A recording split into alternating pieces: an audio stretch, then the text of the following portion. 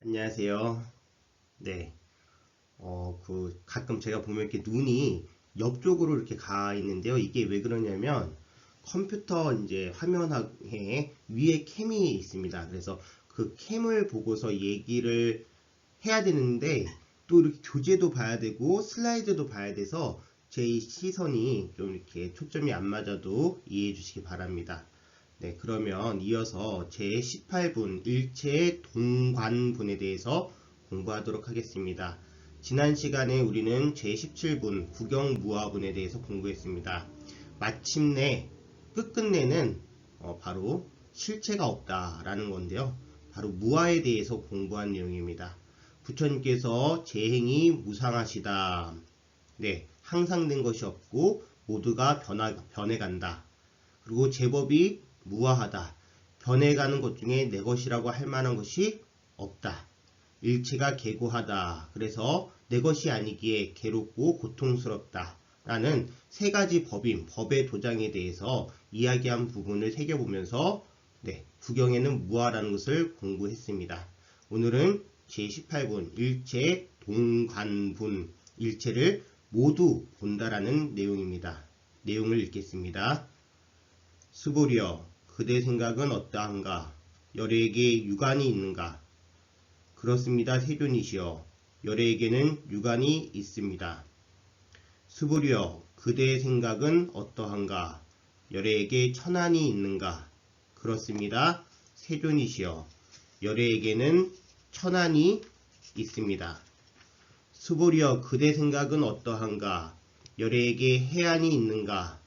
그렇습니다, 세존이시여. 열애에게는 해안이 있습니다. 수보리여, 그대 생각은 어떠한가? 열애에게 법안이 있는가? 그렇습니다, 세존이시여. 열애에게는 법안이 있습니다. 수보리여, 그대 생각은 어떠한가? 열애에게 불안이 있는가? 그렇습니다, 세존이시여. 열애에게는 불안이 있습니다. 수보리여, 그대 생각은 어떠한가? 열애는 항아의 모래에 대해서 설하였는가? 그렇습니다, 세존이시여. 열애는 이 모래에 대해 설하셨습니다. 수보리여, 그대 생각은 어떠한가? 한 항아의 모래와 같이 이런 모래만큼의 항아가 있고 이 여러 항아의 모래수만큼 부처님 세계가 그만큼 있다면 진정 많다고 하겠는가? 매우 많습니다, 세존이시여. 부처님께서 수보리에게 말씀하셨습니다. 그 국토에 있는 중생의 여러가지 마음을 열애는 다 안다. 왜냐하면 열애는 여러가지 마음이 모두 다 마음이 아니라 설하였으므로 마음이라 말하기 때문이다. 그것은 수보리여, 과거의 마음도 얻을 수 없고 현재의 마음도 얻을 수 없고 미래의 마음도 얻을 수 없는 까닭이다 라고 나오고 있습니다. 맨 마지막 구절 우리가 다 이렇게 익히 들어서 알고 있는 구절이죠. 과거심 불가득, 현재심 불가득, 미래심 불가득. 과거의 마음도 얻을 수 없고 현재의 마음도 얻을 수 없고 미래의 마음도 얻을 수 없는 까닭이다. 이 멋진 구절이 들어가 있는 일체 동관분 자세하게 살펴보기 위해서 슬라이드를 보도록 하겠습니다. 우선 부처님께서 처음에 말씀하시면서 수보리에게 질문을 하십니다. 열애에게 유관이 있느냐? 열애에게 천안이 있느냐? 열애에게 해안이 있느냐? 열애에게 법안이 있느냐? 열애에게 불안이 있느냐? 이것은 진리를 통달하신 부처님께서 갖추고 계신 원망 부족한 눈, 5가지의 눈입니다. 첫 번째 유관이라고 하는 것은 모든 이들이 다 가지고 있죠. 육체에 이렇게 달려있는 눈입니다. 인식의 눈입니다. 무언가를 보고서 이것은 독서대, 이것은 컴퓨터라고 구분할 수 있는 인식의 눈이 바로 유관입니다. 천안이라는 것은 신통, 즉 수행을 통해서 얻은 신통력을 통해서 어디든지 깨뚫어 볼 수 있는 눈입니다. 신통의 눈이죠. 해안이라는 것은 지혜의 눈이라고 할 수 있습니다. 공부를 통해서 수행을 통해서 개정의 사막을 닦고 지혜의 눈이 열려서 모든 이들을, 모든 존재들을 지혜로서 바라볼 수 있는 힘을 해안이라고 얘기할 수 있습니다.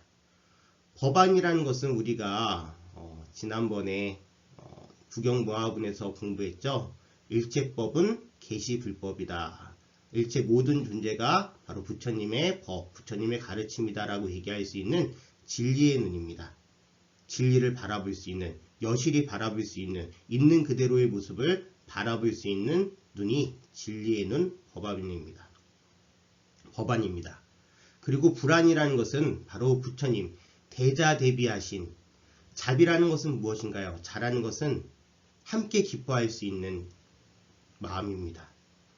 비라는 것은 무엇인가요? 함께 슬퍼할 수 있는 마음입니다. 우리 중생이 기뻐할 때 같이 기뻐하시고 슬퍼할 때 슬퍼하시면서 우리에게 슬픔과 기쁨의 경계를 넘어서서 저 열반의 세계를 안내하시는 대자비의 눈을 갖추는 게 바로 불안입니다. 부처님께서는 이렇게 눈에 대해서 먼저 말씀을 하셨는데 그 이유가 무엇이죠? 이 분, 즉 18분의 제목이 일체 동관분. 물론 이것은 나중에 소명태자가 제목을 붙여놓은 거죠. 그런 것처럼 여기서는 어떻게 우리 중생들을 바라보는 부처의 눈이 있느냐, 우리 마음을 바라보는 부처의 눈은 무엇이냐에 대해서 이야기를 합니다. 그런데 부처님의 눈은요, 일체 동관분. 동관이라는 것은 한꺼번에 모두, 즉 동시에 다 볼 수 있다는 얘기입니다. 참 신기하죠? 한번 우리 이제 예화를 한번 읽어보겠습니다. 들어보겠습니다. 조선의 건국자 태조 이성계, 태조 임금님께서 어느 날 무학대사와 함께 등산을 하고 계셨습니다. 태조 임금님이 이제 태조께서 무학대사를 이제 놀리려고요. 농을 건 거죠. 아유, 스님은 참 머리 깎기 잘했습니다. 스님은 꼭 멧돼지처럼 생겨가지고요. 아우, 진짜 스님 되기 잘했네요. 라고 했습니다. 반응을 이제 보신 거죠. 그랬더니 무학대사께서는 뭐 화를 내기는커녕 뭐라고 하시냐면, 아유, 임금님께서는 역시 부처님처럼 생기셨습니다. 부처님이십니다. 라고 얘기를 합니다. 이에 대해서 태조께서, 아니, 역시 큰 스님이시군요. 어떻게 그렇게 말씀하실 수 있나요? 하니까 우리 무학대사께서 하시는 말씀이, 멧돼지 눈에는 멧돼지가 보이고 부처 눈에는 부처님이 보인다 라고 말씀하십니다. 네, 우리가 모두 진리로서 대자비로서 바라보려고 하는 순간 모든 존재는 바로 대자비를 갖추고 계신 부처님의 모습 그대로입니다. 그렇기 때문에 모두 한꺼번에 다 볼 수가 있습니다. 그것을 보다 더 좀 설명하도록 하겠습니다. 우리 금강경의 유명한 구절, 아까 전에도 이야기한 과거심 불가득, 현재심 불가득, 미래심 불가득하고 관련해서 유명한 일화가 있습니다. 당나라 시대에 금강경에 대해서 통달한 덕산 스님이 있었습니다. 이 덕산 스님은 금강경에 대해서 주석서를 썼을 정도로 금강경에 대해서 자부심을 가지고 있던 스님입니다. 어느 날 그 중국의 남쪽 지방에서 선수행을 하고 이렇게 경전을 공부하지 않더라도 도노, 즉 한꺼번에 깨달음을 얻을 수 있다라는 그러한 것들이 퍼지자 덕산 스님이 아유 이거 안 되겠네, 가서 제대로 된 교육을 시켜줘야 되겠다라는 마음으로 당신이 쓴 금강경 주석서를 들고서 길을 떠났습니다. 길을 떠나던 중 점심때가 돼서 이렇게 보니까 배가 고프니까 이제 마을 어귀에서 떡 파는 그 이제 노파가 보이는 겁니다. 그래서 가지고 노파한테 갔죠. 그리고 떡을 사려고 그럽니다. 노파가 덕산 스님을 시험합니다. 스님, 지금 등에 짊어지고 있는 것은 무엇인가요? 아, 이거 금강경. 내가 주석서를 썼잖아. 이거 대단한, 네, 그렇습니다. 이렇게 자랑을 하고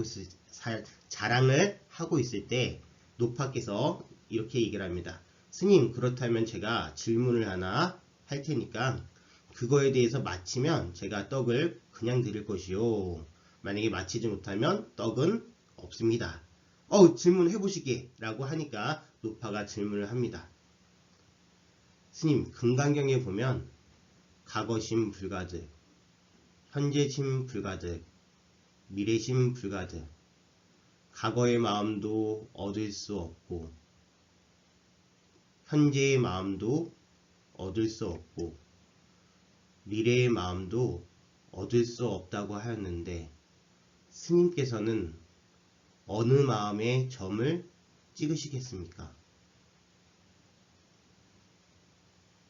이 질문을 받아들인 덕산 스님은요, 그렇게 수없이 금강경을 읽고 외우고 그 다음에 그거에 대해서 주석서를 썼어도 이 대답을 할 수가 없었습니다. 도대체 어떤 마음에 점을 찍어야 하느냐? 자, 이거는 여러분들이 가져야 되는 또 다른 질문입니다. 오늘 이제 그러니까 읽었던 내용 중에 이런 내용이 있습니다. 항아사, 즉 겐지스 모래만큼의 숫자에 대해서 또 다른 비유가 있는데요. 항아사, 즉 겐지스 모래수만큼 또 겐지스 강이 있고 그 겐지스 강만큼의 또 모래수만큼의 부처님의 세계가 있다면 그 부처님의 세계에는 얼마 많은 중생이 있겠습니까? 근데 그 많은 중생의 마음을 부처님께서는 다 아신답니다. 그 국토에 있는 중생의 여러 가지 마음을 열애는 다 안다. 근데 그 다음 구절이 한번 잘 새겨보세요. 왜냐하면 열애는 여러 가지 마음이 모두 다 마음이 아니라 설하였으므로 마음이라 말하기 때문이다. 우리 이 비유에 대해서는 너무나 이 금강경에서 많이 사용합니다. 반야바라밀은 반야바라밀이 아니라고 말했기 때문에 반야바라밀이라고 말한 것이다. 큰 몸은 큰 몸이 아니기 때문에 큰 몸이라고 말한 것이다. 등등 이 언어적 반복에 대해서 다시 한번 생각을 해야 됩니다. 우리가 마음이라고 딱 한정을 두는 순간 마음은 알 길이 없습니다. 천길 물속은 알아도 한길 사람 속은 모릅니다. 마음이라는 것은 찰나간의 변화입니다. 찰나라는 뜻은요. 75분의 1초라는 겁니다. 1초 딱 이것도 빠른데요. 이 1초를 75로 나눠서 75분의 1초가 찰나입니다. 그 찰나간에도 16가지 마음이 일어났다가 사라진다 라고 얘기합니다. 그렇다면요. 사람의 마음은 도무지 알 수가 없습니다. 계속 변하고 그러합니다. 그렇게 변화하는 한 사람의 마음, 자기 마음도 자기가 잘 들여다보지 못하고 알지를 못하는데 부처님께서는 그 국토에 있는 중생의 여러 가지 마음을 다 아신다라고 얘기하는 건 바로 찰나간에 변하는 마음을 마음이라 보지 않고 모두가 일어나는 현상들을 한꺼번에 다 볼 수 있는, 여실히 다 볼 수 있는, 그래서 통째로 볼 수 있는 마음이 있기 때문에 그렇습니다. 이건 약간 비약적인 설명일 수 있지만 이렇습니다. 우리가 대화를 하잖아요. 어떤 누군가와 대화를 합니다. 뭔가 문제점이 있었어요. 그 문제점을 해결하기 위해서 대화를 하다 보면 처음에는 대화를 할 때 그래 내가 한번 그 사람의 말을 들어봐야지 하는 마음으로 다가섰다라고 하더라도 그 사람이 얘기를 하는 순간 어떤 마음이 일어나죠? 저건 좀 아닌 것 같은데 저거 아닌잖아. 저게 저 때문에 저런 건데 왜 저렇게 모를까? 라는 생각을 하게 됩니다. 즉 누구의 마음이 일어나는 거죠? 이 사람의 마음도 계속 시시각각으로 변하고 일어나고 있는데 내 마음까지 막 같이 거기서 움직여서 막 변화하고 있습니다. 그렇다면 이 상대방의 마음을 알 수가 없습니다. 근데 부처님께서는요, 여실히 다 알 수 있는 것은 모든 존재들이 진실의 모습을 그대로 다 보였을 때 그것을 당신의 분별하는 마음으로 받아들이시는 것이 아니기 때문에 그렇습니다. 유관도 가지고 계시고요, 천안도 가지고 계시고요, 해안도 가지고 계시고요, 법안도 가지고 계시고요, 불안도 가지고 계십니다.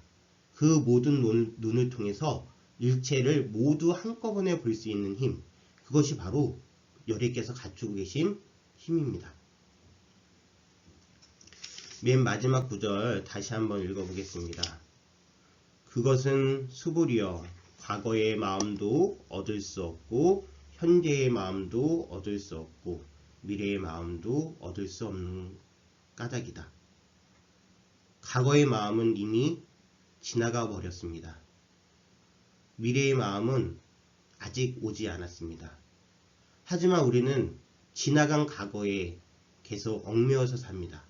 옛날에 그랬었는데, 옛날에 내가 누구한테 진짜 심하게 진짜 피해를 받았었는데, 옛날에 내가 이런 잘못을 했었는데, 이런 마음으로 현재를 살아가면 안 됩니다.